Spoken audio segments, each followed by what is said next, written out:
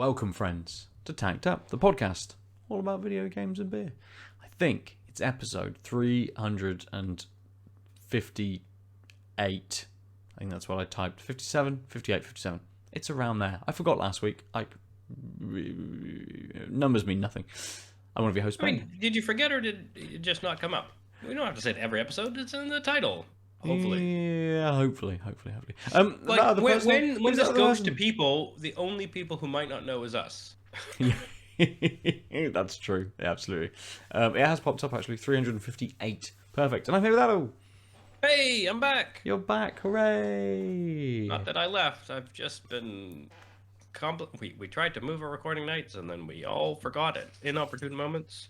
And my life is not organized in terms of days of the week, apparently.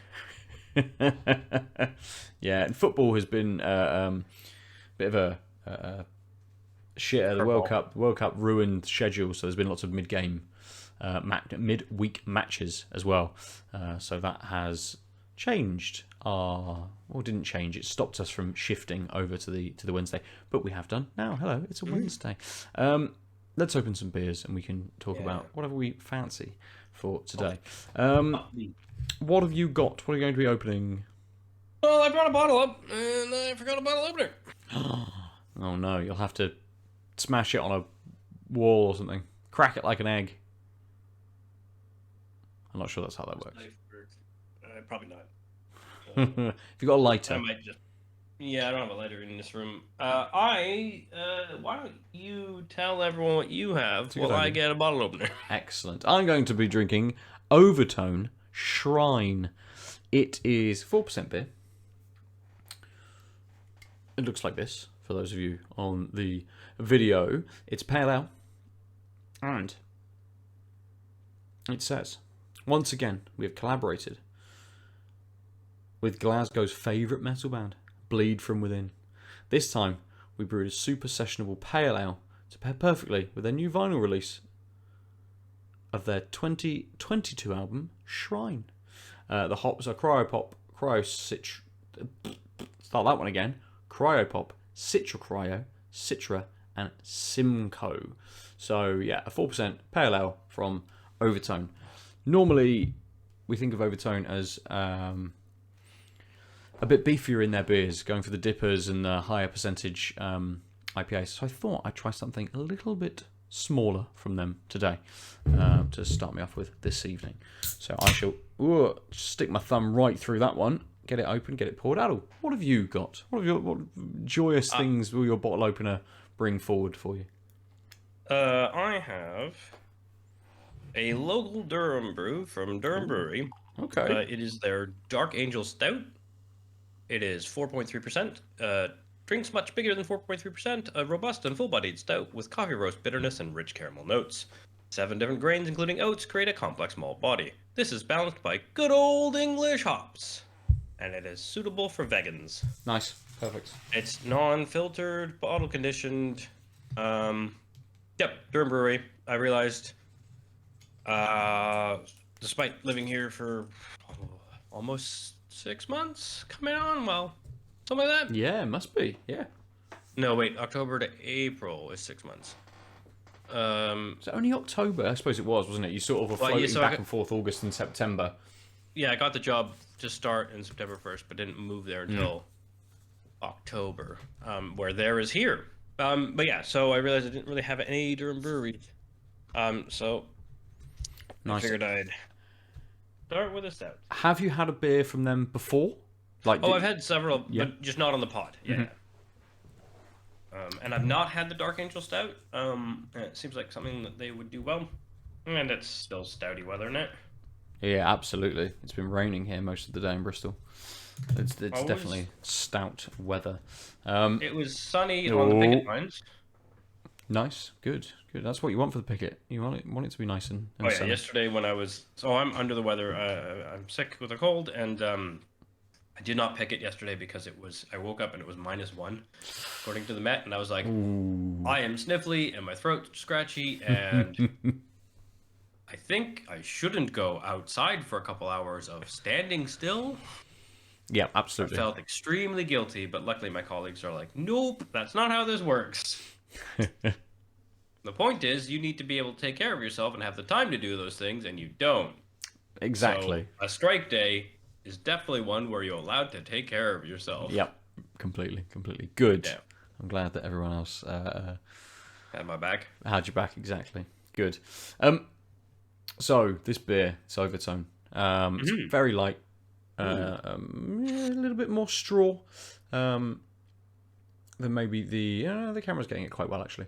Really light nose, not a huge amount, but it's a bit fruity. Little fruit coming off the nose. What kind of fruit is that? Maybe a little bit of mango.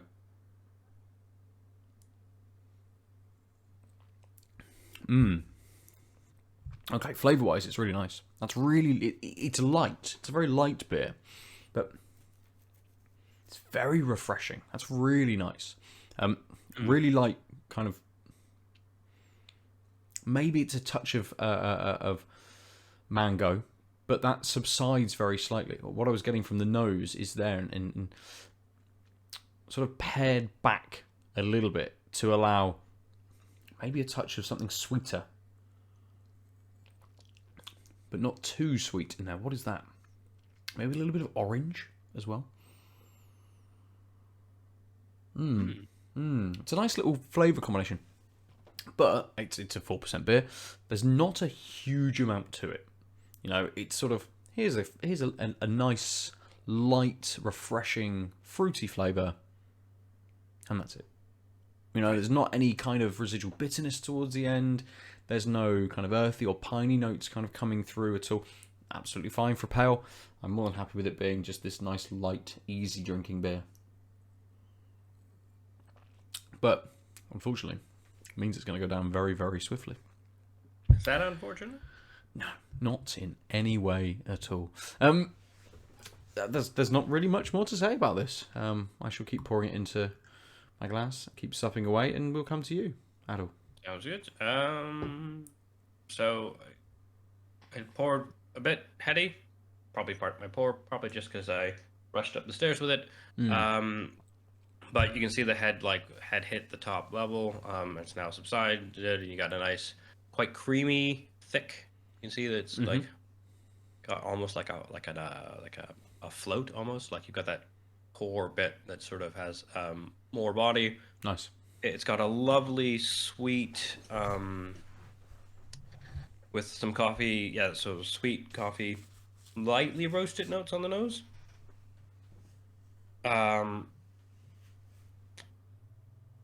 More caramel than toffee though. Okay. It's quite a round sweetness. Nice. So it's almost like the roasted is not like lingering or intertwining with the sweet, with the roasted rather. The roasted and the sweet seem separate, and otherwise I think it would be much more toffee like. Okay. Have that slight burnt edge to it if they were sort of Yeah, a little more intertwined instead of like, oh yeah, it's got a little burnt. Oh, it's nice and smooth. I'm gonna have to avoid it for a while because I think it's just a bit too cold. Okay. I say that because the that like slightly acrid, there's a slight acridness that's coming through, but it's really light. It's just I think the rest of the taste just is getting held back by the lower temperature. I mean it's a traditional English stout. I don't think it's supposed to be as close to out of the fridge as it happens to be. But it's really good. It's smooth. I think the Flavortext said something about it like feeling more boisterous or full bodied than the 4.3%. I think that's exactly what it is. It already even cold. It feels like easily you could mistake it for 6 in the sense of it's got that thickness. It's got a projection of flavor that's like quite robust. And it's cold, so I can only imagine it getting wider with the warmer temperature. I think also like I feel like the malts, it's very malt forward, but I can't. It's a little bit of a jumble. I'm curious if the 7 malts that are in it are will have their own moments on it when it warms up, or whether it's just sort of like malty. A bit of a mash. It's still very good. I'm curious about that just because of the temperature. I know how that can allow things to, especially the malts, to sort of take their more space up. Yeah, yeah. It's super smooth. Again, feels like a 6% you would want to drink.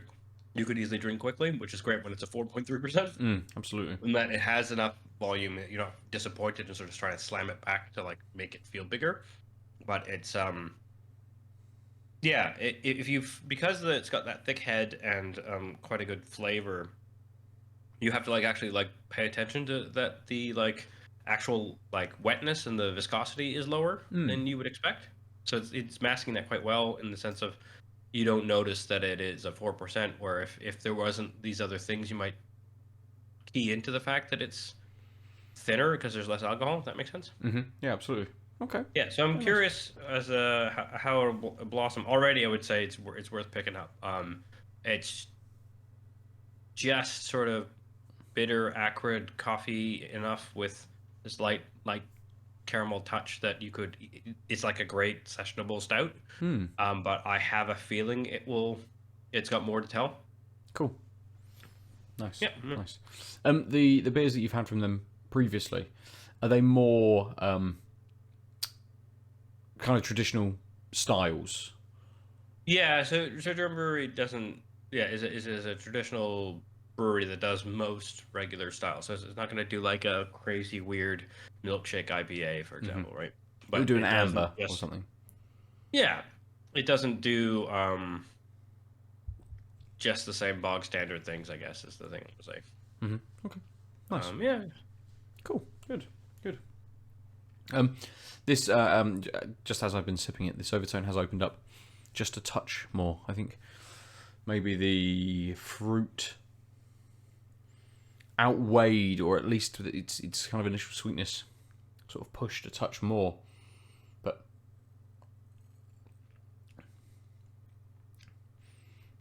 there's a little bit extra going on in here, which is nice. The fruit has subsided, or my palate has kind of gone, oh yes, there are fruits here, brilliant. And it's just allowing this, and it's not quite a bitterness, it's not quite a pininess, but it's close. It's very close to having this kind of like very light underlying pininess running sort of through it. And it's maybe more of a danker, maybe melon sort of flavour, something slightly more riper to go along with that kind of mango, I think. I was saying maybe it's orange, but maybe it's more of a danker kind of melon, perhaps, in there. So again, something really light, a little bit sort of sweet, but it's got a touch of dankness. And it could just be that it's a kind of combination of maybe a little bit of orange and a little bit of like lemon or something, which is sort of projecting that flavour. There is a little underlying extra in this as well. Doesn't make it any less refreshing or nice. Just adds another little dimension to it. Right. So it is going back incredibly quickly. So we will drink these beers and we shall talk about games and video games, game culture, whatever we want to talk about, because I've played nothing. Oh, I'm glad we have a couple things in common this week. Yeah. I will say I have played something. There have been a couple of things. I played a little bit of Vampire Survivors because it's on the rotation. It's the same game that we've spoken about multiple times. I played a little bit of Marvel Snap. I'm keeping up with that still. Oh, good. How far? I wouldn't mind hearing a little more about like how it's sort of blossoming now that you're further along and you're well past all the freebies are coming, so it's no grind, right? It's kind of it is a grind. There is still that element, but I've got so many set up kind of decks that I'm happy with that it doesn't feel like a grind. Like every new card is like, oh, cool, I'll try that out, rather than I really want like this would just really unlock this deck for me if I had this kind of extra card to kind of go along with it. And occasionally I'll get things that I'll swap in and out of some of my established decks, things that you go, okay, well, it's out of my discard deck, which has Hela as sort of the top card, because she will pull in every card that's been discarded onto your back onto your board. So one of the cards is like Blade. He's 1 cost, 3 power, so quite high level, quite high for his cost, and he'll discard a card from your hand. Whereas there's Moon Knight, which is 3 cost, 3 power, so the same power. Comes a little bit later. You can only play him from turn 3, unless something else reduces that energy cost for him. But he discards a card from your side, and he destroys a card from your opponent's side as well. Interesting. So he adds another little dimension that Blade doesn't give. And I don't know if it's just like some kind of confirmation bias, but I was getting very annoyed with Blade discarding Hela almost all of the time. And I read online other people going, is there some kind of percentage stacked against Hela when Blade plays? Because everyone else is saying the same sort of thing. So I'm like, yes, good, you've backed up my ridiculous assumption that this isn't just a random, it's not, there's a 33% chance it could be her. It just happens to be that 33% chance 100% of the time, sort of thing. Right. But it's kind of nice that, actually, I've just opened it up to have a look, that I'm doing sort of like the daily missions. I haven't spent any money on the game yet. Haven't felt the need to do that. Get enough credits and things from the daily missions to upgrade cards enough to run through that progression system, to keep cards coming. They introduced tokens. I don't know if you've played since they introduced tokens. So there's now a new element in the shop, which is... is this like a third currency? Yes. Yeah. So the collector's boxes through the collection level now drop either new card, gold, credits, titles, avatars, and then tokens. And again, there's a percentage run, and the devs have given this out to say like, all right, for every 10 boxes you hit, you'll get between 100 and 200 collectors tokens. So it's not that, but there is that sort of thing. And cards differ in how much they cost collector token wise. So the card in the shop for me at the moment is Dazzler. She's new. Is that the X-Man? Yes. Dazzler is a 4 power 4 cost. If you have 4 cards at each location, I think she gets +6 power, which is pretty good. That's a lot of power. It is. She costs 6,000 tokens, however, because she's a Series 5 card, so she's a new card. There's lots of I still haven't finished Series 3. I am now getting a sense of how this is going to screw casual players. Yeah, absolutely. I mean, it does and it doesn't. I don't think I've ever come up against a deck where I've lost and thought it was unfair. But I mean, if they're doing this, you kind of need to complete the series, and there's multiple series, and now there's going to be a new type of currency that is only to Series 5. Oh, no, it's not. It's linked to all of the series. Oh, it's just another way to pay for things? Yes, so the token shop just cycles through cards that you don't have. So every time... it's kind of a catch-up. Yeah, it is kind of a catch-up. So the Series 3 cards only cost 1,000 tokens. Oh, okay, I think I take it back then. Yeah, Series 4 I think cost 3,000 tokens, I think. So there is a bit of a jump between the series. But I don't know how many collector levels you'd have to get through to get all cards. So the last card I unlocked was the Mighty Thor, the Jane Foster version. I don't think I've used her at all. But before that, I'm going back several collection levels, and I unlocked Juggernaut. So, again, I haven't used Juggernaut. I unlocked the Quinjet. I haven't used the Quinjet. I unlocked Lockjaw, which is a fun card to play with. I have used that. And before that, I unlocked the Miles Morales Spider-Man, which, interestingly, was tied to one of their Season Pass elements. So you couldn't unlock Miles Morales unless you paid the $8.99 for the Season Pass. Sorry, I forgot that the Season Pass was... Because some places do two-tiered, right? Where you get more things. Yeah, this is two-tiered. But you can't get Miles Morales on the low tier. No, it's not tiered.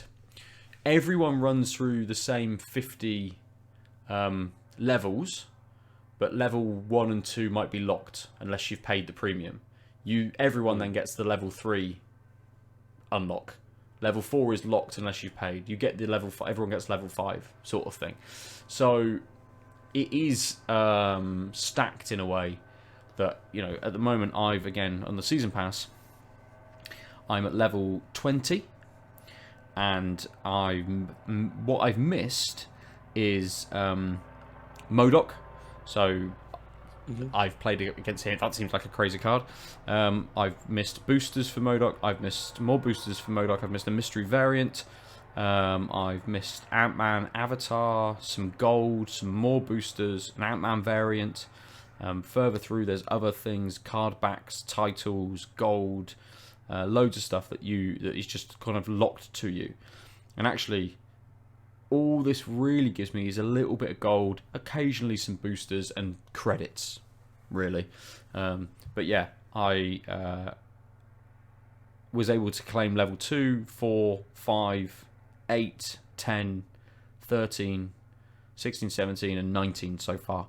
So it just sort of randomizes really what you can kind of get. I could pay the $8.99, and all of that would suddenly unlock for me. Right. That's what right. Yeah. That's still very strange to me. But it's sort of one of those that I don't like a lot of the pricing on this game because it gets even deeper, Aadil. There's even more things to do. So obviously with the gold, you could always go in and have there's the daily offer of being able to buy variant cards that you already had. So I can get a variant for Dracula, Mr. Sinister, Elektra, Onslaught, Captain Marvel, and Black Cat at the moment today. There was a very cool Professor X card, which is from the new X-Men comics, where he's got Cerebro kind of on his head and he can walk and shit. But for more gold, they've done like a Valentine's bundle, where for 2,000 gold I can unlock a Scarlet Witch and a Vision variant cards, 2 avatars and a title. There's a second one where I can unlock a Daredevil and an Elektra variant cards with avatars of them and a title. I don't have any want to do that. So what does the title do? Nothing. That title does absolutely nothing. When your name card, when your avatar and name card come up at the start of a match, the title appears at the bottom. That is it. I haven't even set a title on mine. So I at least appreciate that if you're charging someone for that, it is charging them for nothing competitive. Absolutely, they're playing against someone who's intimidated by the Ninth Avenger or whatever these shitty titles are, right? Like, yeah.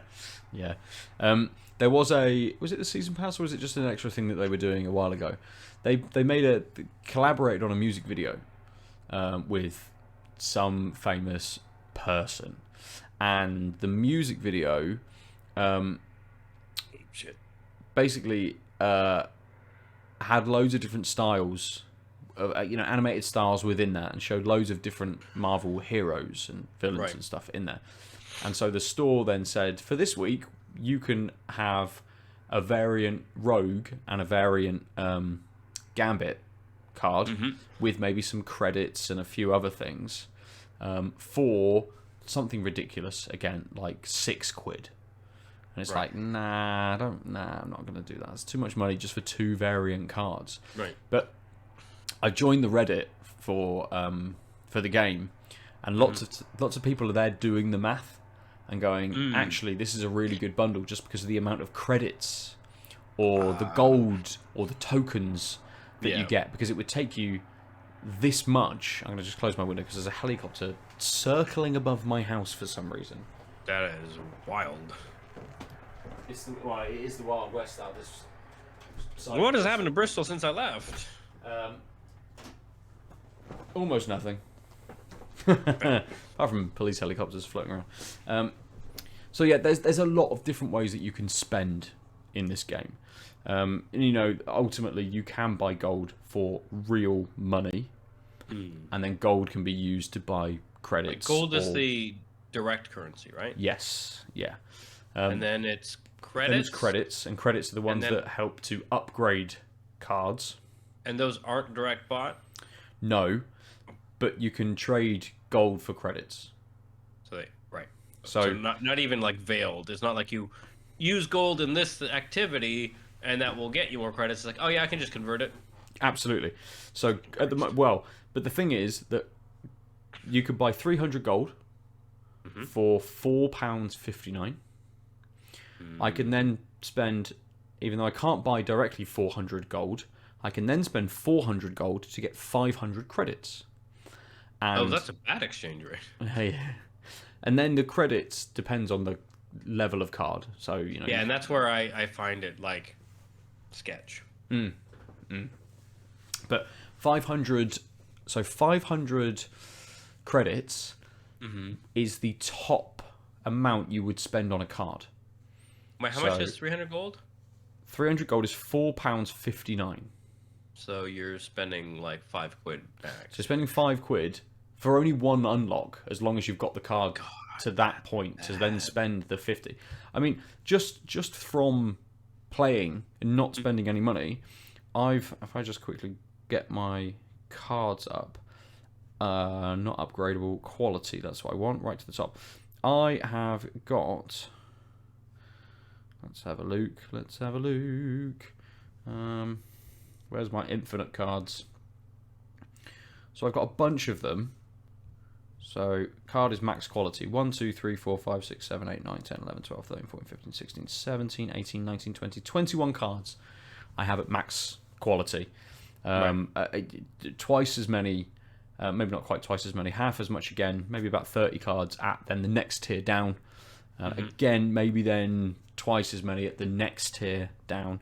But it doesn't just stop when you get to max level, Aadil, because when you hit max level with a card, you can create a new card.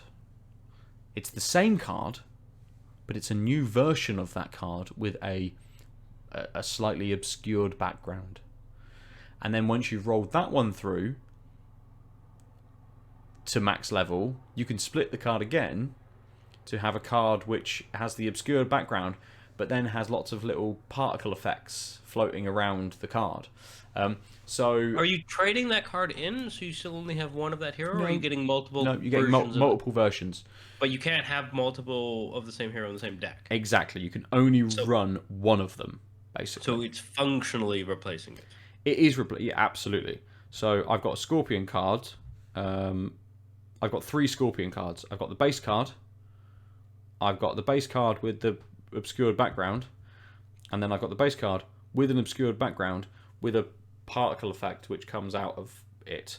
I think Iceman. And that's just because you happen to keep getting the same card through, so you might as well upgrade it or something. Yeah, it gets to max, and I've got enough of the boosters associated with that card to roll it. Yeah, through. Right, because that's what I was trying to remember. Then there's the other. Everything's locked to the card, so like, yeah. It's not that you want to do this; is you might as well, except it burns credits. Absolutely, it does burn credits. Yes, so you could save up and be like, cool, I'm only playing with this deck, but if you're playing with that deck, I just don't need to go. I've maxed this character out, and there's no reason to spend credits, even if I have a bunch of it's like. So the only reason right? the only reason to spend credits is then as you upgrade the cards, you move through the collection level, which gives you unlocks every 4 collection levels. This is bad. Yeah, this is bad. It is, which is why I said it doesn't feel like a grind, but it is a grind. Absolutely is a grind. And I don't as I say, I don't feel like I have to go on every 8 hours that there's new missions and new cards in the not in the store, but you can upgrade other cards, and there are new cards in the token shop every 8 hours. So there's an element as well where you can only have 6 missions at one time, and every 8 hours 2 new missions populate. So if you've got 6 and it rolls over that time, you don't get any new ones. So there is that kind of like, I should go on and just complete 2 missions, so I get 2 new missions, so I don't miss the only currency generation for credits that there is within this game.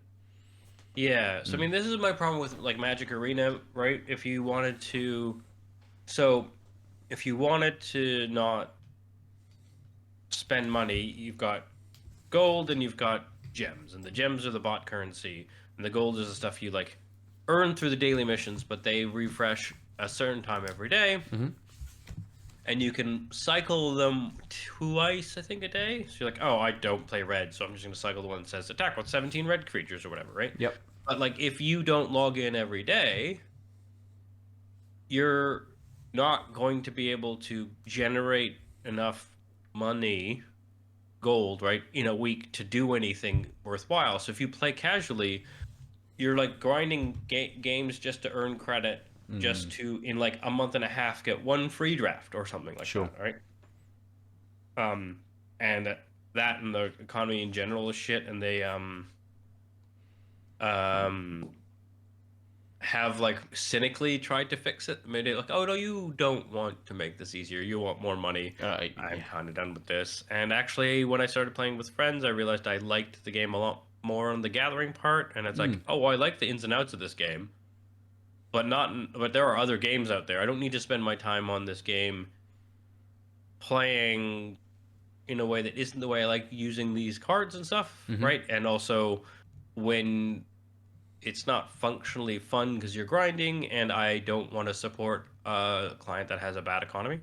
Like, there's enough other things with my time, which has only gotten more valuable because I've got a real busy job these days. Yeah, I know what you mean. I know exactly what you mean. And it's an interesting one to sort of say, well, I'm still playing, so I am ultimately supporting what the developers are doing in a way. Marvel's nearly as cynical. It's no, it is, and I don't think it's quite as predatory, but there is still an element of that. They want you to spend money, of course they do, and they are trying to tantalize you to do so by giving you, some really excellent looking cards that some people will go, oh, I want that one. I play Wolverine. There's a Weapon X card, or I play Colossus, and there's a really cool Colossus card where he's like ripped the head off a Sentinel sort of thing. So it's like, it is preying on that a little bit and going, cool, this is 1,200 gold. Do you have 1,200 gold? No. You could just buy the extra 300 that you need for like £5. Or more likely do that. What I find cynical is we send it and sell it in 300 quid, 300 bulk, but you can trade it at 400. It's like, I see what you're doing. Yeah, absolutely. Yeah. Oh, the game. One thing I don't enjoy is that the game actually is if you go into a different app on your phone, like WhatsApp, because you've got a message come through, or onto Twitter or something like that, the game it closes and you've got to load it all back through again, rather than it just being sort of like a suspended application. That's really on your annoying. phone. It's very annoying because I've just tried to go back into it to have a look at the other, because it's not just 300. You can buy 300, I think 700. So at least if you wanted one of the 700 cost cards, you can just buy 700 gold straight. So as I say, if I look at some of the variants cost 1,200 or 700, and in terms of gold, I can buy 300, 700, 1,450, 2,600, 3,850, or for the top, for £90, what? 8,000 gold. That's not great. £90? 90 quid. 8,000 gold. So 3,000 gold would be £45. So it's actually so 6,000 gold would be 90 quid. So actually, if you buy in bulk, it's it's a deal. You're saving money. Oh You yeah. might as well spend the 90 quid. Like fucking hell, 90 quid. Well, especially when most transactions are being are just being done by younger people, so they just don't have the ability, right, most of the time to be able to buy the bulk price. It's again super cynical. Yes, very much. But yeah, I mean it's fun. Yeah, we're fine. It's fine. Yeah. And at least from what I've read and what I know, the developers aren't awful, or the people attached to Marvel who have greenlit this game aren't like awful, horrible people who use various platforms to be awful, fucking hateful humans. So I'm gonna keep playing. I mean, the thing is, as long as you enjoy, so it's okay to be a grind. It's not okay for them to have exploitative stuff. Mm-hmm. I'm glad you haven't fallen for it. Mm-hmm. It is the nature of the beast. I don't think that makes it right. But if you're having fun and you can spare the money, that's great. Thing is, that's not how they make their money. Absolutely, yeah, exactly. But I don't want to yuck your yum. It's a free game. You're playing it for free. It's great. I did say I haven't spent any money. That's not true. You bought the opener pack, right? Yes, the Captain America one, which was like $250 or $350 or something like that. But I used my Google Play credits through the rewards scheme that I'd racked up over the last 6 months or something from all their mini questionnaires that they keep throwing at me. And that's an interesting area. Something that we don't kind of cover tech as such in a slightly broader term. But the Google Rewards app has started asking me to take photos of my receipts from shopping. And I do not know what Google wants to do with that. Is it just because it wants to test the camera on my phone? So I take a photo from really far away and it goes, this receipt was for £45. And I'm like, how? No, how did you see that? It's so I don't get nearly as much credit on the Google Rewards because I don't allow it to have any of my data, so I only get generic surveys. Yep. And so the fact that I haven't seen anything like that suggests to me it's not testing the camera, because I'd be fine to do that, right? It is shaping its version of you so it can target you more. Absolutely. That is gross. It is. I'm fine that Google knows I shop in Aldi. Right, but do you want them to know exactly what you buy in Aldi? Well, oranges. I'm just saying, because it's gonna try and sell me some oranges. But it's a similar kind of thing. You're absolutely right. It is looking at the data that I am giving it. I'm willfully giving it my shopping list for that week, and it knows what I have purchased. And so it goes, cool, your profile for you, these are things associated with you. Absolutely.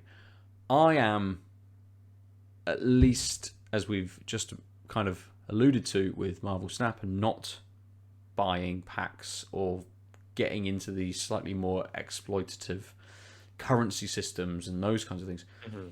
If Google suddenly says, you buy a lot of oranges, you really like oranges, do you want this subscription? This is just subscription to oranges. You don't have to buy oranges anymore in the supermarket. We could just sort out a subscription for you. We only take 5% off of the subscription to make our costs stuff. But do you want some oranges? I know well enough that I'm like, no, I do not. I do not want oranges. Thank you, Google. That they can try and target me with these things, and I am, competent at least in myself to go, I don't need this. Thank you very much. Yeah, I mean, it's more insidious than that. It's very much more insidious than that, and it also shapes how they then go about other things as well. It shapes how they deal with other people. Yes. Yeah. And their general approach, but also if it's associated with your Google account. I've never looked at the TNCs. I wouldn't be surprised if whatever data they're getting off of rewards shapes their general Google Ad service for you. Maybe. Because it's the same Google accounts, unless it explicitly said we won't share this across our profile of you. and will share it across their profile view. In which case, you're giving them a lot more granularity than most other people have, and it's already super targeted. Yes. Yeah. I get paid to think about this these days. So should someone needs to. Just to counter Google and shit like that. They should hire me for this full-time job. Yeah. Just the philosophies of Google. No, just like so there's an interesting move about like when you say yes to the T&Cs. You just scroll by and say yes. But also, if you don't read, even if you read them all, you probably don't understand what it means for them to use them in these ways because you don't understand their infrastructure. Okay. So there's an interesting ethical argument, which is that you can't consent to what you don't understand. Sure. Or at least it's a question of informed consent. So you can say, yes, I consent to your T's and C's, but I don't know what that is. I didn't read it. I'm not informed. But even with, especially with things as complex as Google's like profile shaping and stuff, none of us have informed consent, right? Because we couldn't be informed because it's all proprietary usage and algorithm. So they aren't giving us the information, nor will they ever, on what they're doing with it. So then none of us can have informed consent, which means they're using all this data not with our consent. If you think informed consent is a good thing, or where we should set the bar, which when you unpack it, I think it's very hard not to be like, this seems like a reasonable bar to have. Sure. But then it's like the whole system's not well designed.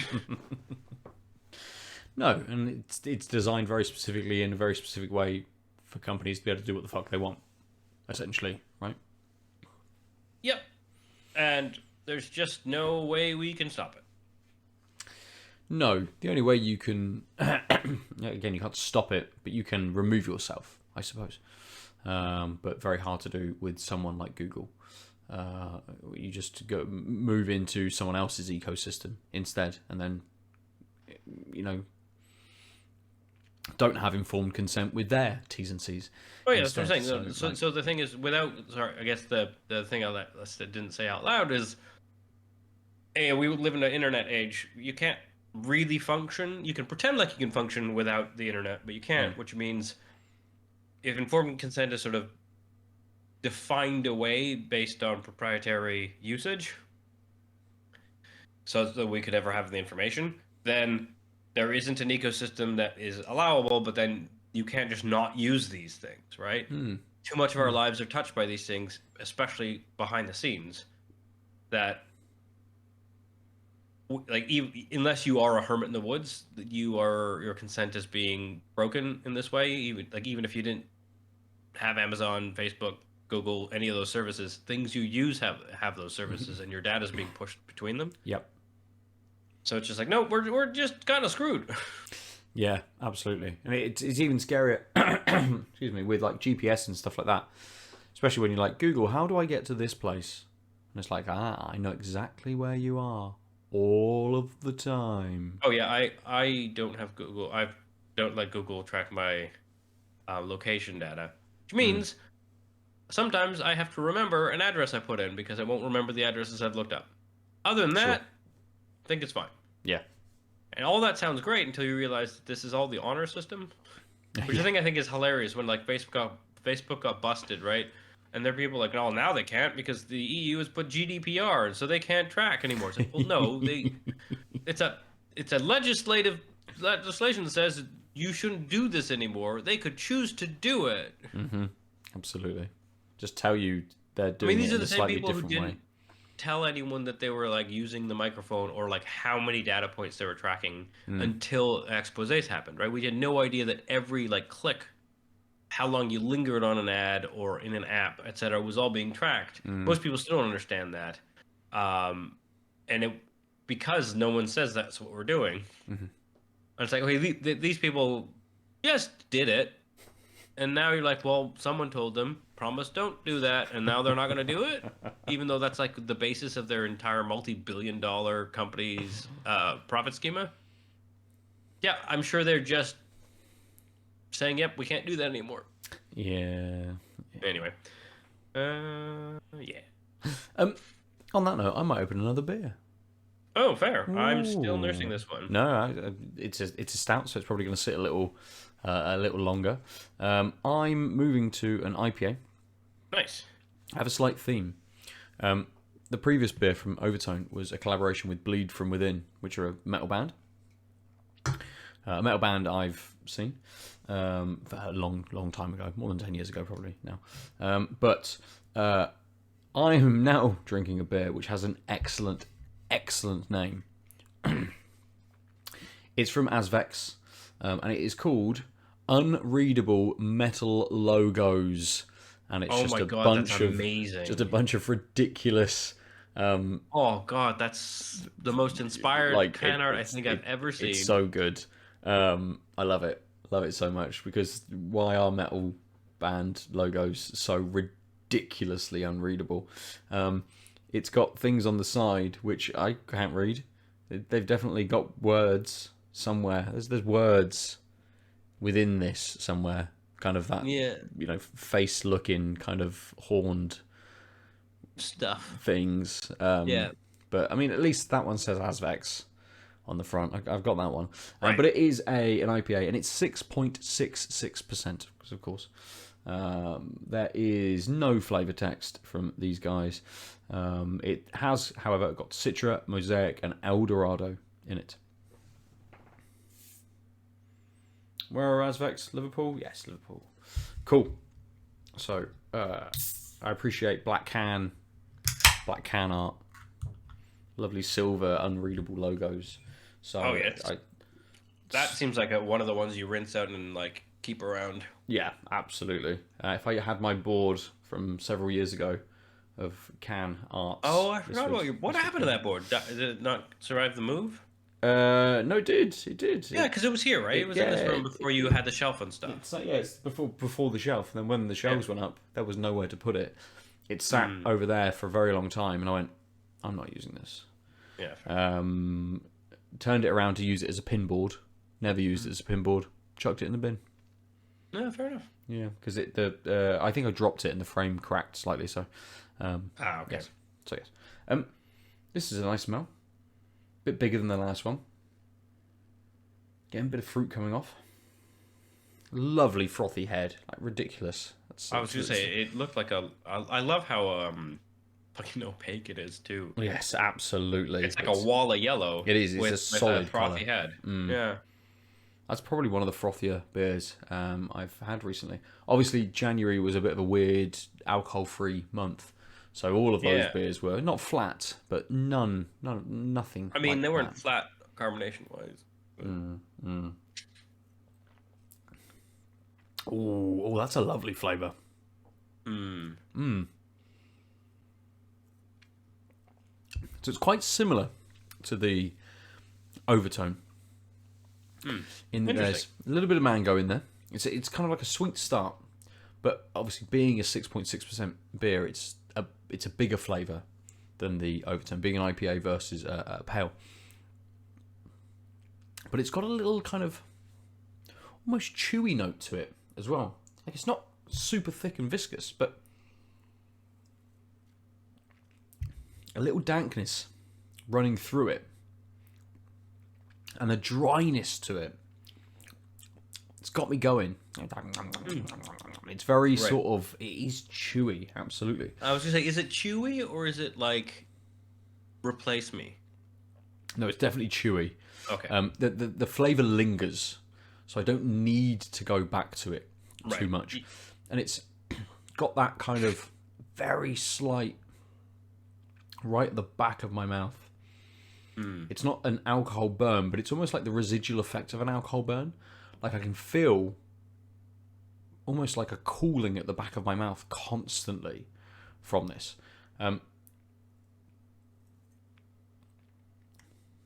You get a lot of that instant fruit straight away.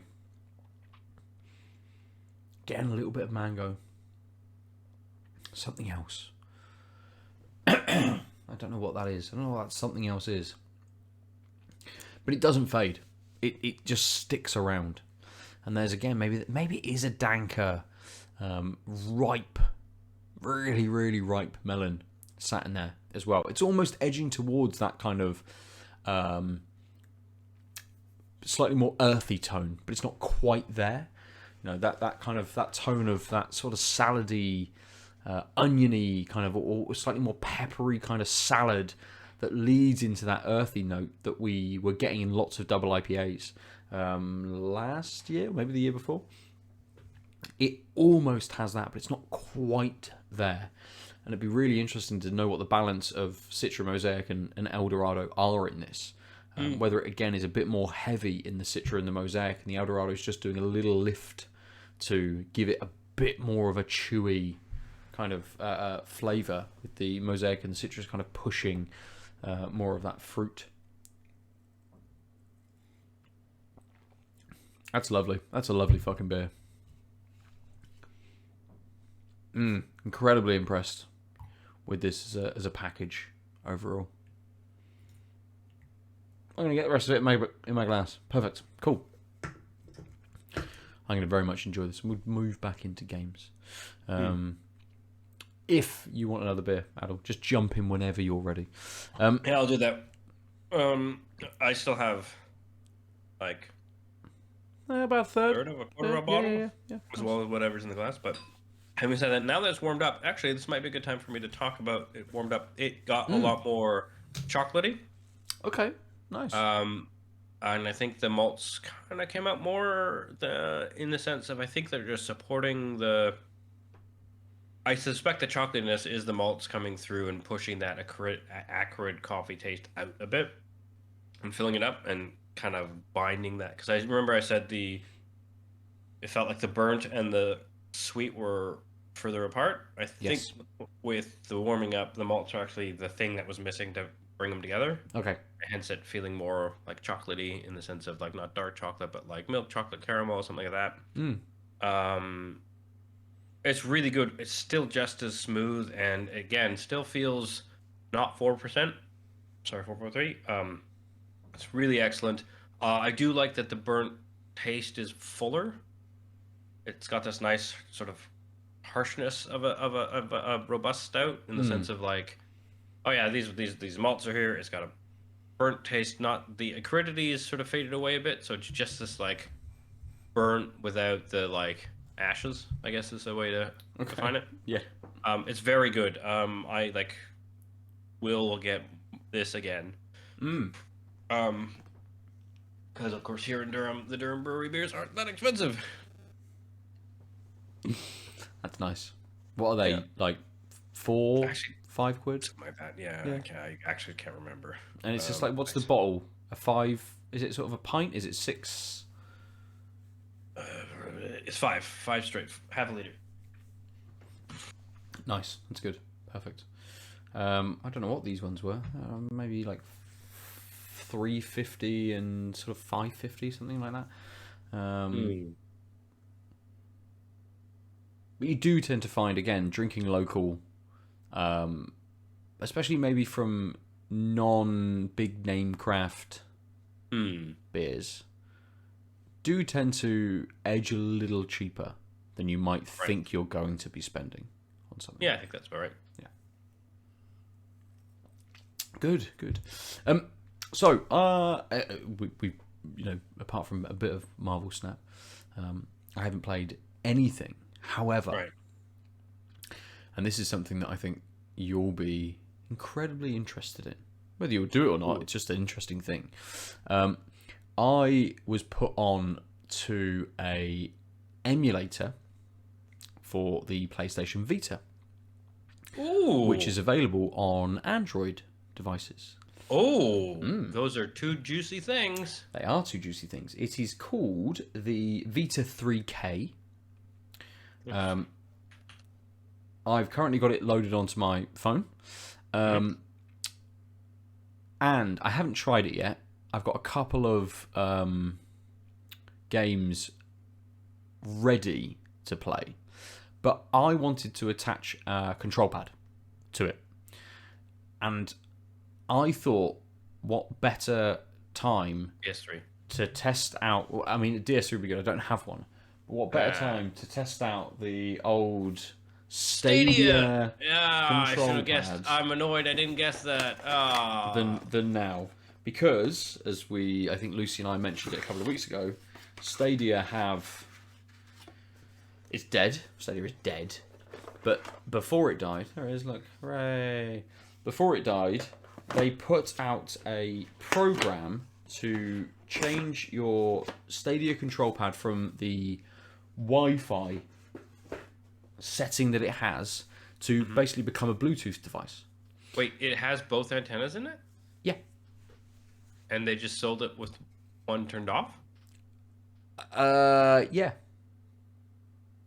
But if you turn the Bluetooth, I think disclaimer, if you turn the Bluetooth on, that is it. It is then just a Bluetooth control pad. There is not a setting to turn it back to Wi-Fi, supposedly, from what they said. However, you probably wouldn't turn it to a Wi-Fi control pad because it's not working with the Chromecast. Anything else? And there's no connectivity there. So I thought, I'll do it. So I got my phone. I've got my Vita 3K emulator ready to go. Went on the browser and typed in you went to the link about changing it, and it's like, you need to do this on a desktop computer. You can't do this on your telephone. Yeah, that makes sense. Yeah, fair enough. And I haven't done it yet. And I'm just like, do it right now. This is something that I should, Do it right now. could I do it right now? Live test. Stadia.google.com/controller/index_en_gb.html. Jesus, you've read that far too fast without me having any browser ready to go. If I just write Stadia... I literally went to Stadia controller Bluetooth, and it's the first link. Yep. Stadia Bluetooth mode. Switch to Bluetooth mode. Switch to Bluetooth mode. Permanent. I think it's permanent because why would they? While it's on the Wi-Fi, it can go to websites and update itself. Once on Bluetooth, you'd have to push a thing. Why would they release the Wi-Fi SDK or the Wi-Fi image when there's no reason anyone wants it? I guarantee you people will make this possible in the sense of it's on Bluetooth. If you plug it into your computer, you can push this firmware back in. Someone has copied the firmware, right? Yeah. It's just I don't know why you'd care. Unless you're a dev or you're trying some weird shit, right? There's no... Yeah. Stadia suddenly, Google goes, Stadia's revived. Everybody turn your control pads back. Yeah. Oh, you can't. If you were one of the 7 people who didn't throw out your Stadia controller but also didn't convert it, we're giving you £1 billion. I do enjoy that I got a refund. Yeah. For Stadia. I got my £20 back. Because you got the thing free and something. Oh no, it was like a super sale or something. It was a right? really, really deep sale. Yeah, I basically paid £20 for the package. At the moment, I've set my it vibrated at me. At the moment, I've set my TV up in my kitchen, and I've plugged the Chromecast in that came with the Stadia, and I've been throwing football and whatever I want to kind of watch at it. Because I got a telly from my late father. One of the things that my brother was like, I don't want this. I'm like, I'll fucking have it. It's like a Toshiba 32-inch TV that he brought a year ago. I'll have that. Thank you very much. Yeah, sure. Great. Yeah. So that's 4K? I haven't tinkered with it. I've only plugged it in and put the Chromecast in, so I don't know if it's. I mean, it potentially should be. Probably. If it's a year old, even at 32 inches, it's they just stopped making 1080p panels at some point, right? Yes, I've not even thought to look because I've been streaming stuff. I've been throwing it from my phone. Everything's been streaming through Wi-Fi, and it's mostly football and stuff like that I've used it for. So the quality. If it's streaming football and you can watch it, you need the real-time clarity. Sure. So if it's working fine, that means you've got a solid connection to the thing, right? Movies won't look bad, I guess. Yeah, absolutely. Yes, yeah. I need to sort of Evelyn's used it for a little bit of Disney Plus, when she eats at breakfast, sort of thing. So yeah, it is a secondary kind of thing though, unless the main telly's being used, there's no reason to use it. Especially now Stadia is dead, and I'm not plugging a control pad in to use a random gaming platform that I don't own any games on, sort of thing. What? Right. Running through this. So hold on a second. Real time. Allow Chrome to verify the control pad. Okay, I'll allow that. Chrome verified your controller. Cool. Next step. Unplug the controller to power it off. Fine. There we go. It's unplugged. Hold the three dot button, while plugging in your controller. Okay, I'm holding that. I plugged it in. Oh, cool. Wow. Now press the three button. Yeah. The kind of Google voice menu activation button. And then Y and A all at the same time. Oh, that's definitely good. That must be the like debug mode or whatever, because it's like hard to accidentally do. Maybe. I've done it. I've clawed it. I've clawed my way through. Download the mode. Yes, I will download the mode. Download Bluetooth mode. I am downloading Bluetooth mode. Don't unplug. Download complete. Hey, Ben, I'm going to tell you something. Go for it. Your Chromecast has Google Play on it, right? I would think so. You can download apps to your Chromecast? Yeah. Do you know that there's a Steam Link app? I told you I would make your day. Amazing. So I can... Which means you can stream high... Because we know it's streaming okay. It means you can play your computer games just sit there and off play this PC. Elden Ring in your kitchen. Downstairs. Correct. I mean... But I can't... Can I pair this control pad with the Chromecast now Over that it's in Bluetooth mode? Yeah, I should. The Chromecast can take a Bluetooth, right? I would think so. I don't know. I'd have to double check that. Oh, it'd be hilarious. It's like, I'm sorry, you needed to have... You've just done it. As I'm like, Ben, do it now. Just do it and get it over with. I'm like, also, Ben, did you know you could do this? And you're like, oh. What a better use for the control pad it would have been if that was the case.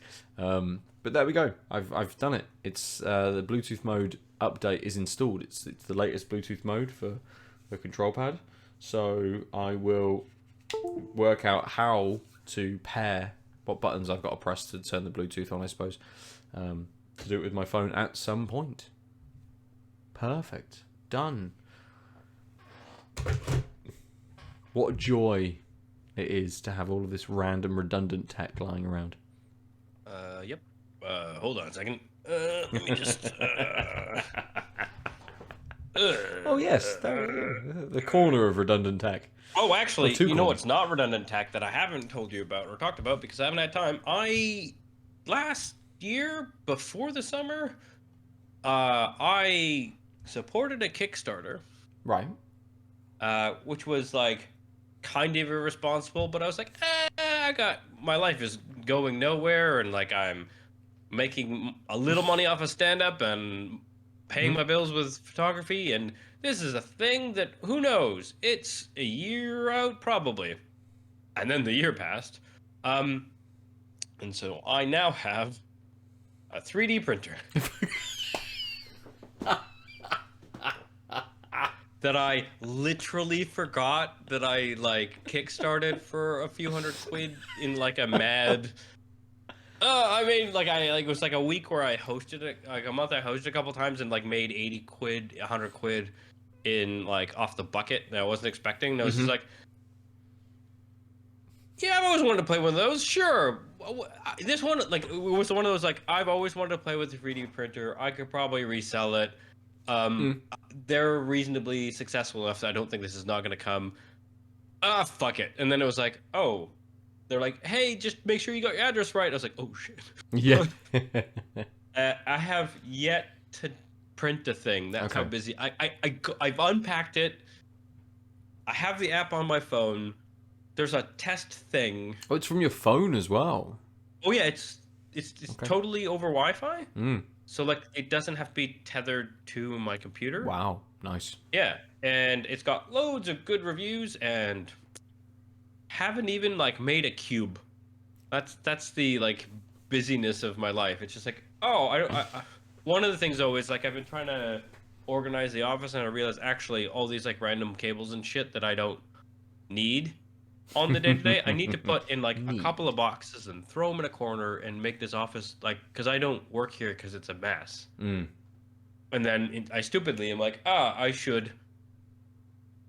It's a mess because I like emptied things. Is when I got like a couple pieces of furniture for the storage, I'm like, I can put things away properly, but I don't have the time to like organize all the things, and then I avoid the office, and so I don't even do it in small bits, and then I just don't use the office. Yeah, yeah. Yeah. So anyway, it's not redundant tech. It's just like completely non-needed tech Yeah, and unneeded and slightly useless at the moment. at the moment. Yeah, as someone who's getting paid to be a philosopher of, well, a logician and a data science ethicist. If anything, an AI-driven fucking 3D printer just sitting there wasting space is probably against my job. I mean, interesting that I suppose in a sense I am breaking the law if I play any games on the emulator that I don't own a copy of. Correct. That is how emulation works. Yep. And that you now have the ability to print as many Warhammer models as you possibly would like, and just or any models, that you can find on the internet. That what a weird space like 3D printing must be for copyright and licensing and that sort of stuff. People just to be able to go, oh yeah, I've just 3D printed a Stadia control pad for some reason. Oh, so what's really cool is like there's a company in Canada who actually like they're like a bunch of tech nerds who are audiophiles. And so they've given the schematics away for free to 3D print headphones. Okay. Where there's like, except obviously there's like a few electronic parts, right? Yep. But you can then buy just the electronic parts. Or for $150, you can buy all of the parts that they've 3D printed and the electronics, Right. and the drivers and the like the chips, basically. Yep. Or you can spend 300 quid and they will send you an assembled version. Right. And the point is, it's like if you don't want to do the work or whatever, here's the finished product. We stand by the product, but also here are other ways you can get the product at different price points, because we're trying to like. They really believe in this like democratization. Obviously, it's nonsense because I'm probably the only asshole who has a 3D printer, and I like wasted money I didn't have on a whim because I'm privileged enough that I at the time could do that. Sure. Even though obviously it was super irresponsible, because I think 2 months later I was like, I'm not gonna make rent based on photography this month. Oh, my poor purchasing choices. Yeah. But obviously, like, I'm fine, and like I have some savings, and like I can make that bad decision and be okay with it. Sure. But like it's not like democratizing headphones quite. It's like democratizing for people who could just buy it. A very specific, yeah. Yeah, but like I appreciate the moves, because the idea is these things should be more ubiquitous and go down in price. Absolutely. And if there was some kind of service, something, 3D printers almost seem like libraries don't have much funding these days. But like when we were kids, right, at least in the UK, when we were of an age, you would go to the library, the centrally funded or at least locally council funded library, and they had computers on the internet, they had scanners, they had like microfiche machines, they had fucking everything.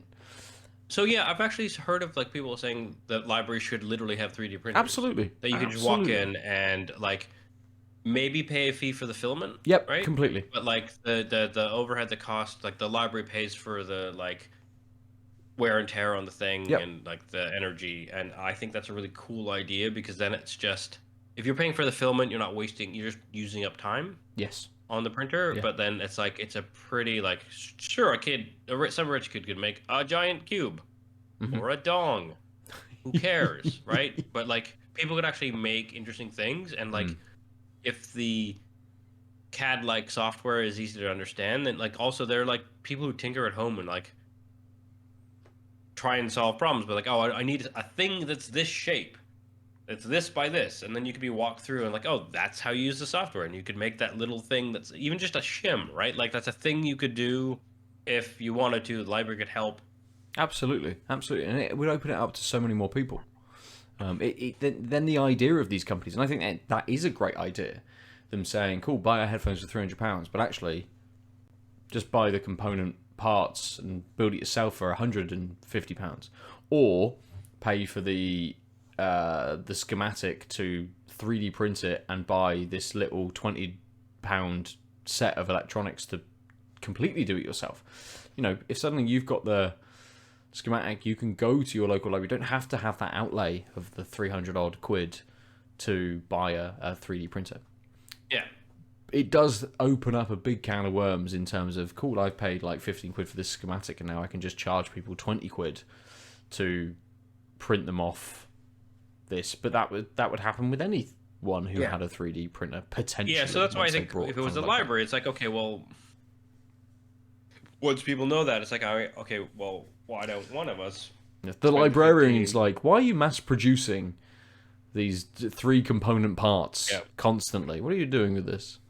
But yeah, I just think it's an interesting space. And so for a while there, like I was interested in like using macro lenses to make like specific scenes and stuff in Lego at the either recreations of pictures I'd taken or just trying to like play with that space of making the small seem big, and because I have this Lego collection.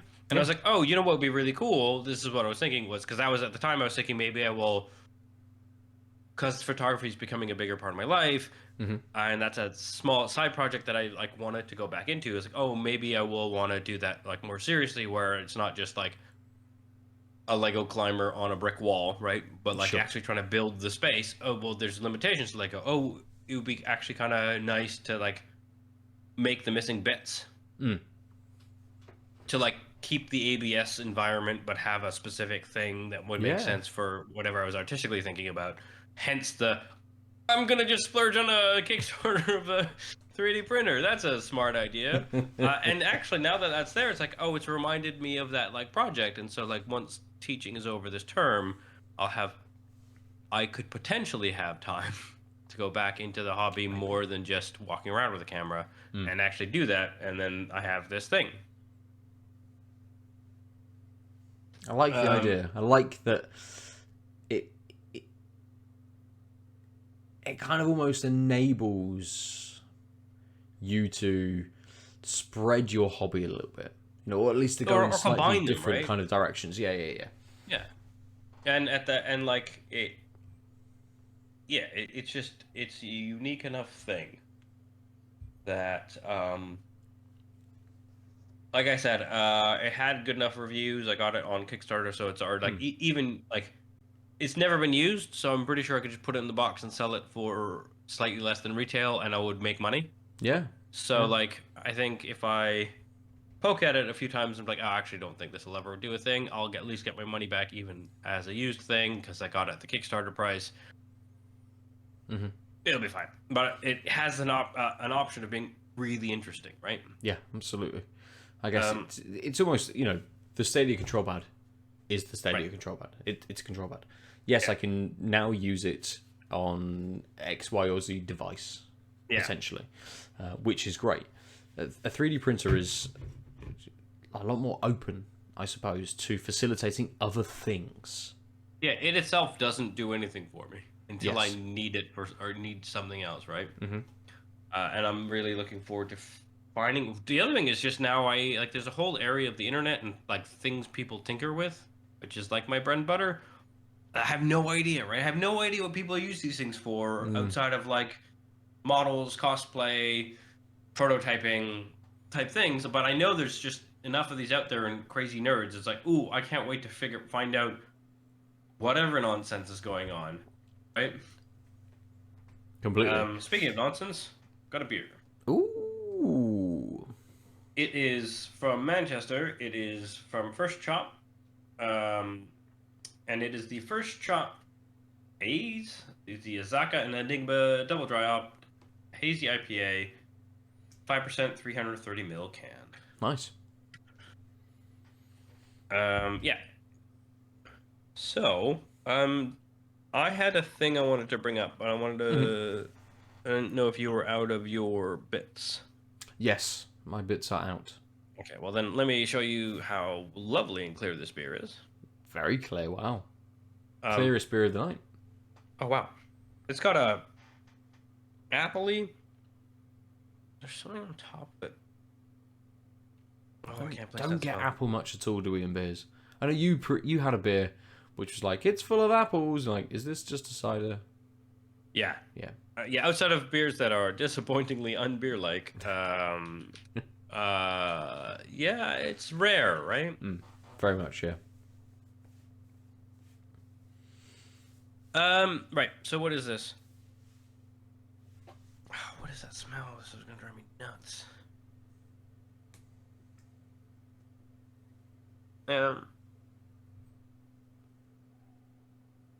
Oh,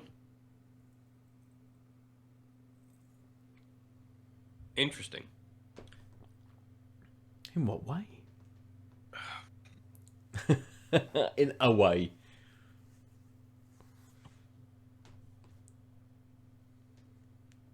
I am struggling to place what this is doing. Okay. Not in a bad way, just like it's not. So it's melon. Okay. It's like a little appley and a little melon. Um, it's. There's something on the nose that's throwing me off, and I can't place it, but super refreshing. You get that melon is like a little weird because it's got quite a nice bitter finish. Okay. And so the bitterness it finishes wet. So you're just so you're not reaching for it because you're being dried out. And but the bitterness lingers, and I think after about half, I wouldn't be surprised if it stops. You get acclimatized because I'm just feeling that bitterness quite like further back in the taste, but it's just there. But it's kind of fighting the melon taste. Like think not quite as sweet. Somewhere between it's like sweeter than cantaloupe, but not as sweet as honeydew. Okay. But like just sweet enough melon that like when you have this like quite stark bitter, like again not like in your face bitter, but it's like there is a bitter taste. It's like what are you doing in the face of this like sweet honey or cantaloupe melon? It's not just melon; it's a little sweet. So it's like that is jarring. They're not playing well together.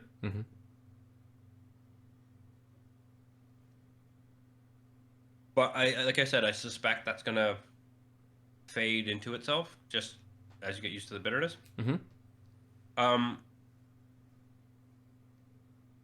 Yeah, it's crisp.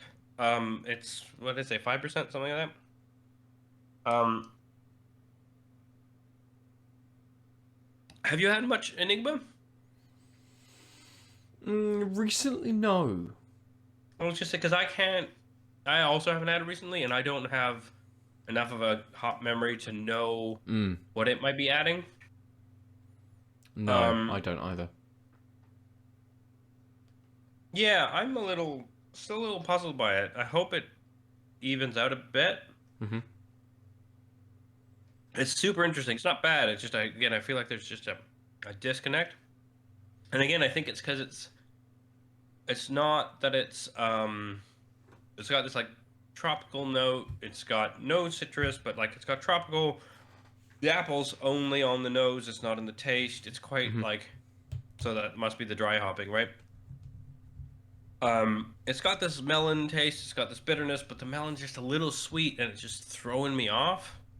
Right. So the whole thing just doesn't feel cohesive. Okay. Yeah. Yeah, fair. But all the tastes are good. Does that make sense? So if it's just a question of like I just had this stout and so I just need to get used to this taste and it pulls together, it'll be great. Like not just good but great. But right now it's like I said, jarring. I think is a jarred melon.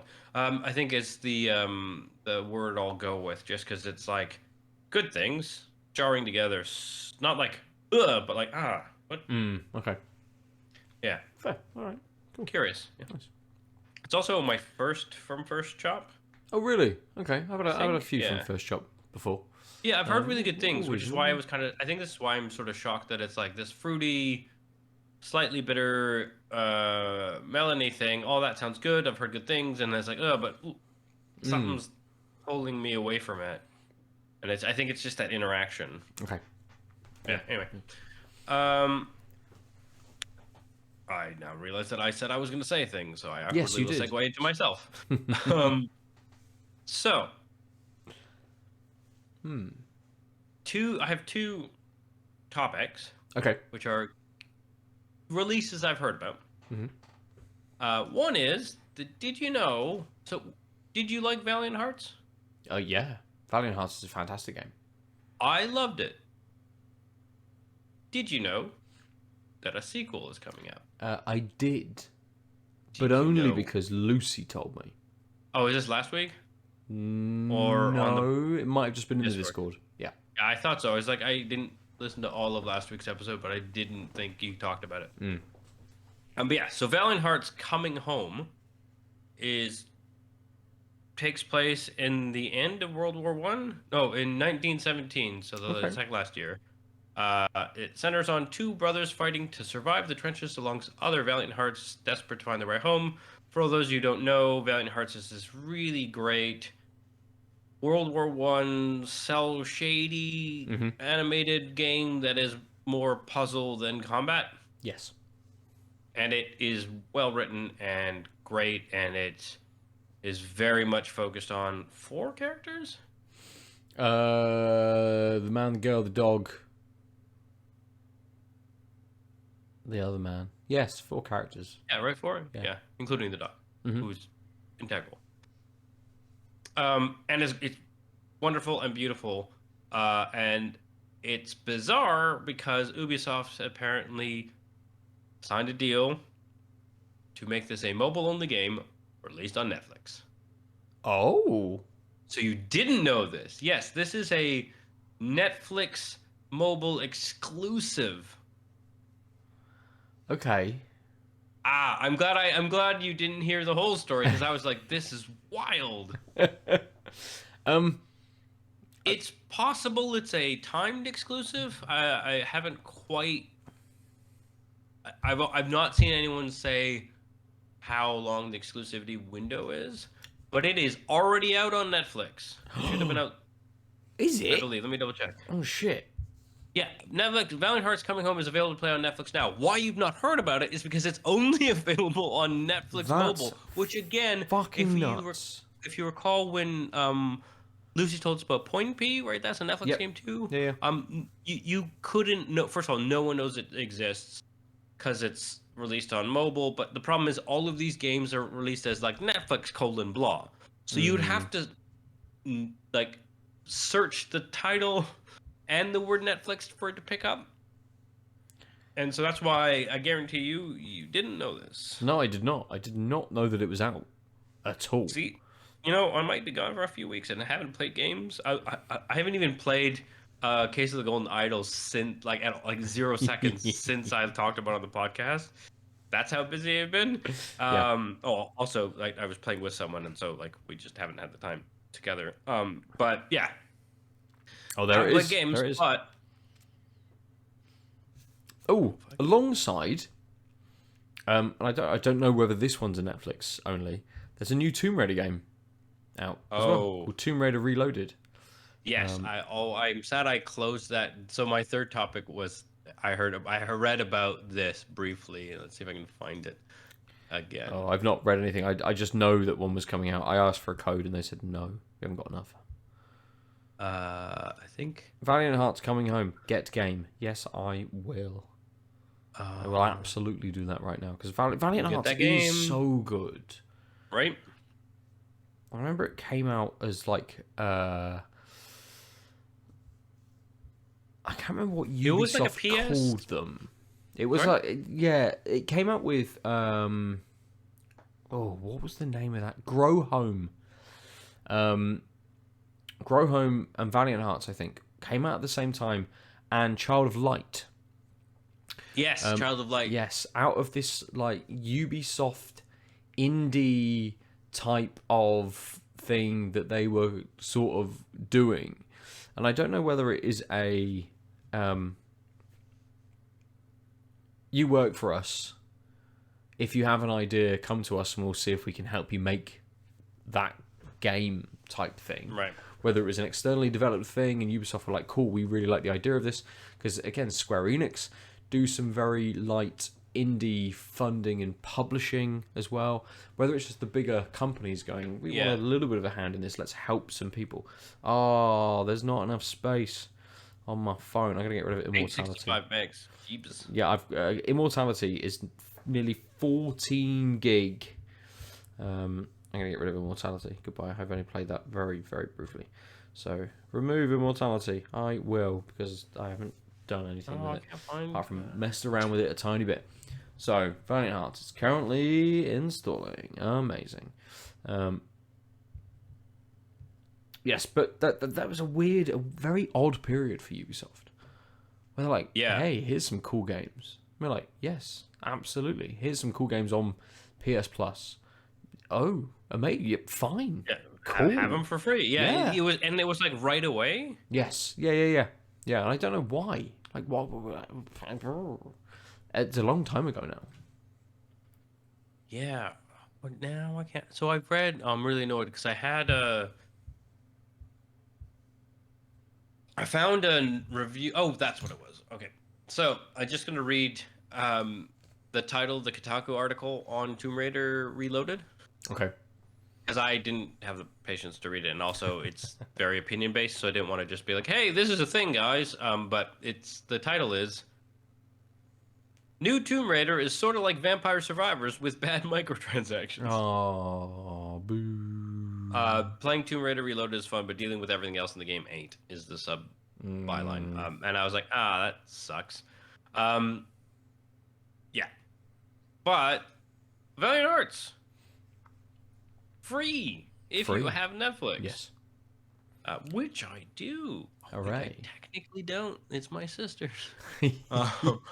But as far as Netflix, Google Play is concerned, they don't care yet. Yes, yet. With their crackdown. Yet. But yeah, so I'm super stoked about that. And also because it's on my phone, like I'm more likely to like in bed just like open it up. Absolutely. It's also like a perfect, like I've got a Pixel 6a. I know it'll run. It won't like lag. It's also like, it's a great idea for a mobile game that I wouldn't have called, right? That's one of the reasons I want to talk about it, because like, it's pretty. I have a decent sized phone with a good resolution. I can play a pretty game that is not like computer cycle intensive, right? Sure.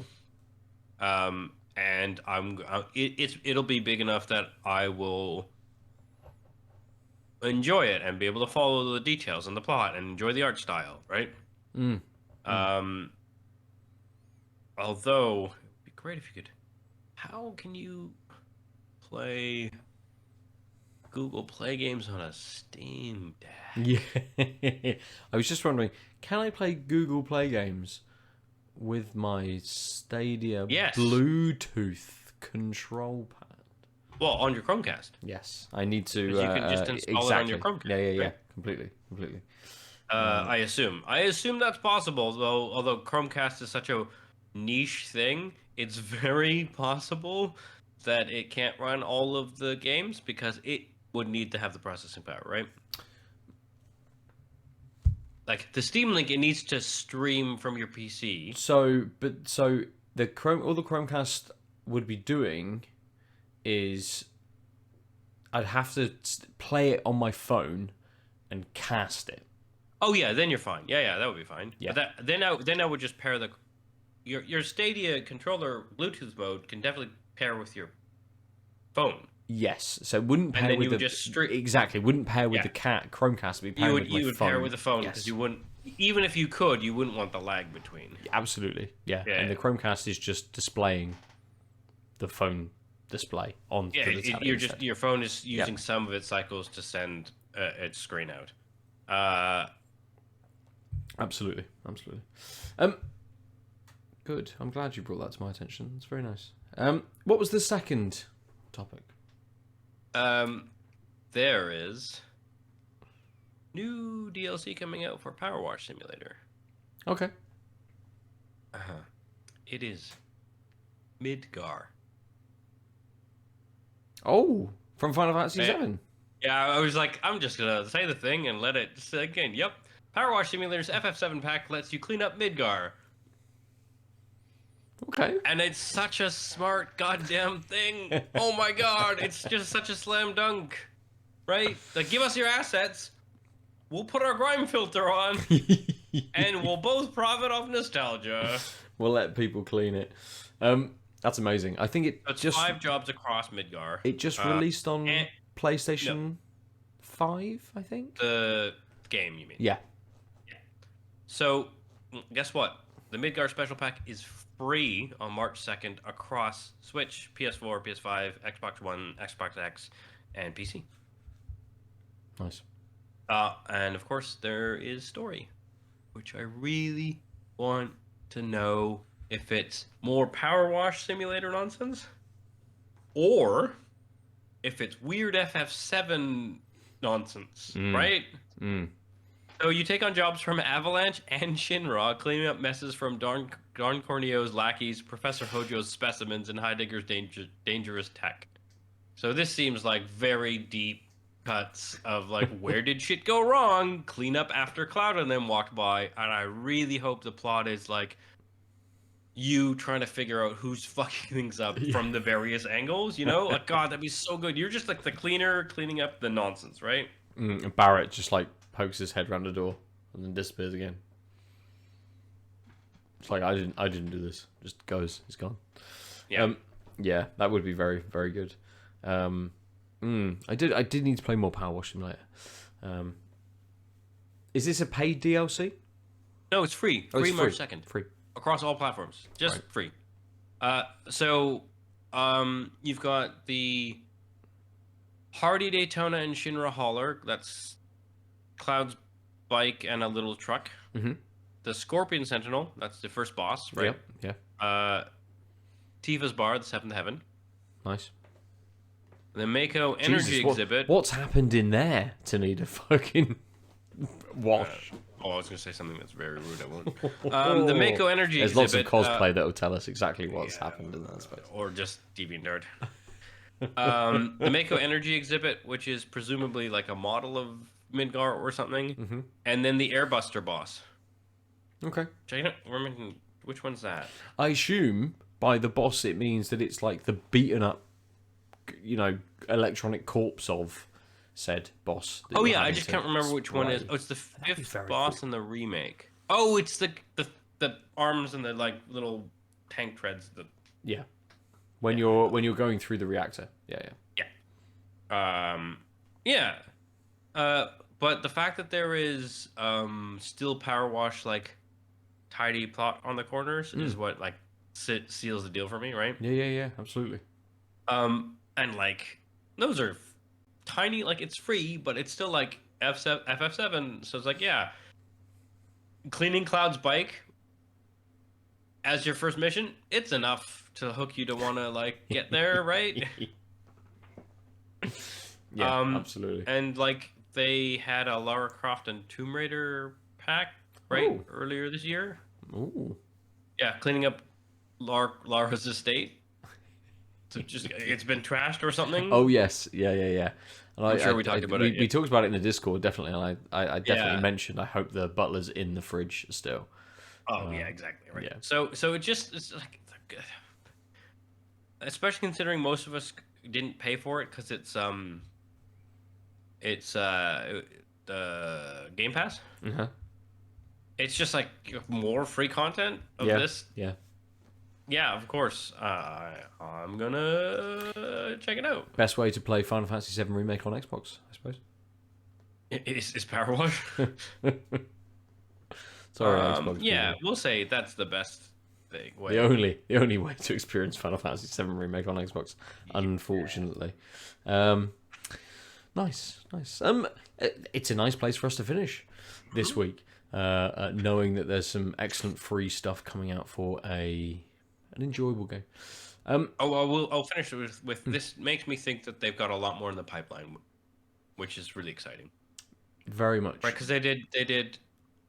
You have to think they did Tomb Raider right before there was a Tomb Raider release. They did FF7. Maybe it's not released, but it's just like, okay, so it's January, March. I don't think it's unreasonable to think there's a couple others in the pipeline for 2023. Yeah, Right? yeah. And these are small little pockets, right? But they're just more of this fun game. Mm-hmm. And that's all you need to like keep remembering it. Yeah, absolutely. Yeah. Even if it's 2 or 3 levels, it's the Tomb Raider one is the mansion. It's just going around, I suppose. Yeah. Potentially just one.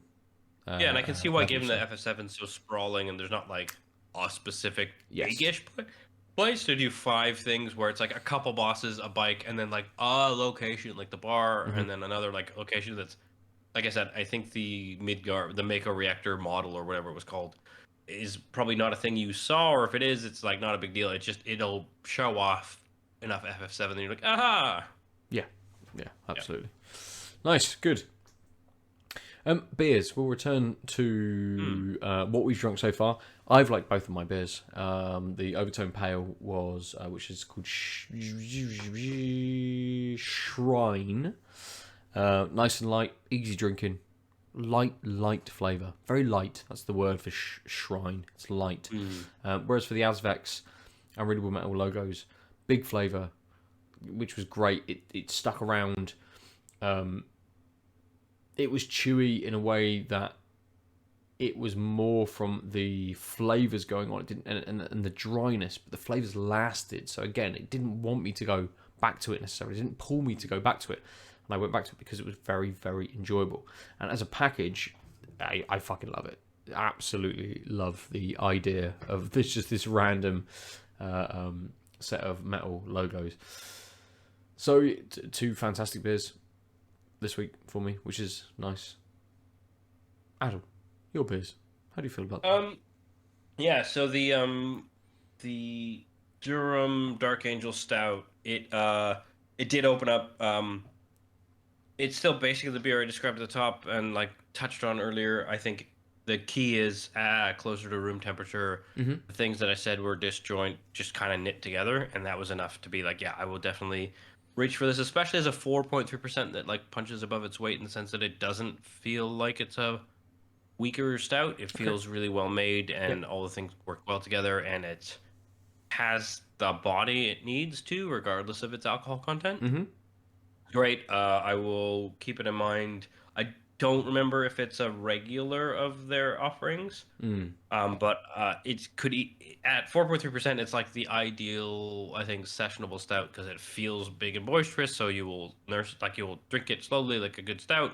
But if you want to start with it, you're not like, what else I'm going to have, because you have 3 in a row and it's fine because it's just 4.3%, right? Sure.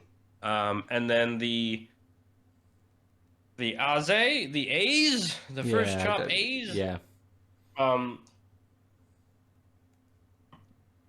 It's it's a little warmer. My palate's a little more used to it, and again, I feel like I've just hit the same stride, which is that bitterness is now like coated my palate, and I don't feel that jarring effect. So the like sweet melon is still there, but it's not like in the way. It's not like I'm a sweet melon, and there's like, but also this is a bitter beer. The bitterness has faded a bit, and the sweet melon is there, and they are fine. They don't fight, and that's exactly what you want, because it's not like the 2 tastes were bad.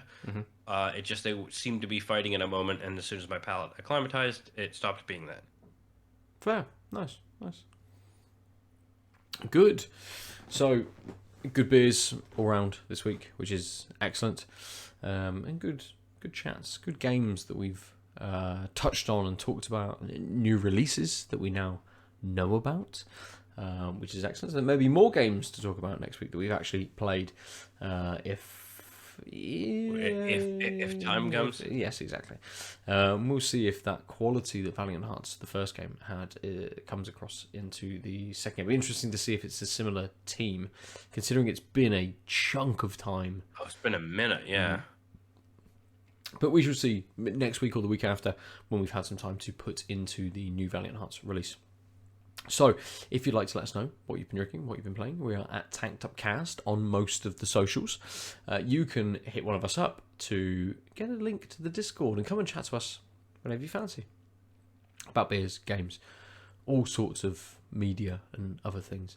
I'm at Nova_47. Aadil is At the Omniarch. And you should go to outoflives.net as well and look at all of the other things that go on. Lots of articles from Kyle going up about various films and TV shows. I know Out of Rupees are going to be covering the Nintendo Direct that came out this week. In fact, last night, night before. One of them. A couple of days ago, maybe. Who knows? Time is irrelevant.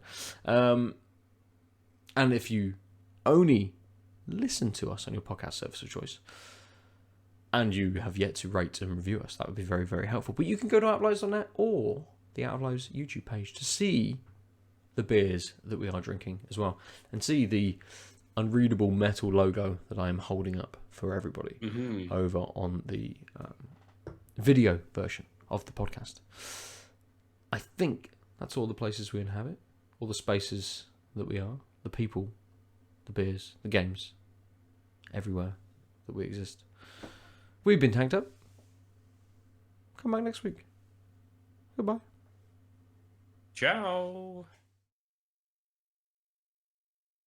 www.outoflives.net